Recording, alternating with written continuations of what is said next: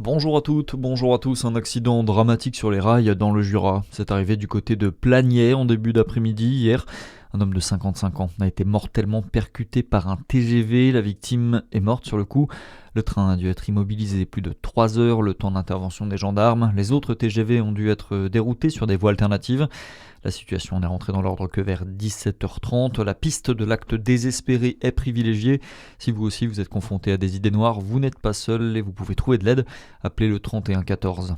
Un bar de Dijon fermé administrativement. La préfecture a fait fermer l'univers pour 21 jours. En cause, un trafic de stupéfiants qui a lieu dans et aux abords du bar. Le gérant de l'établissement a réagi sur les réseaux sociaux et dénonce l'impact néfaste des trafiquants dans le quartier.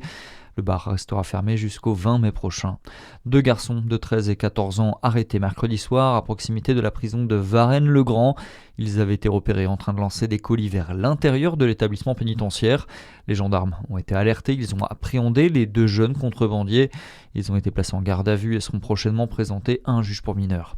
Les manifestations du 1er mai, elles, ont rassemblé 158 000 personnes hier à travers la France, 300 000 d'après la CGT.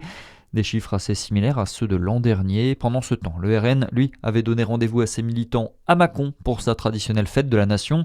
Un rassemblement aux allures de meeting présidentiel pour Jordan Bardella et Marine Le Pen, la chef de file des députés d'extrême droite qui assure avoir foi en la justice. Elle sera fixée sur son sort le 7 juillet concernant sa peine d'inéligibilité. Et puis du football avec le début de la 32e journée de Ligue 1, match sous tension en vue à 15h entre le FC Nantes en lutte pour le maintien et l'OM menacé dans la course à l'Europe. À 17h, le PSG reçoit Lorient, à 19h, Metz accueille Monaco et à 21h ce soir, le Dauphin Lens se déplace à Nice. C'est tout pour l'info, bonne journée sur Fréquence Plus.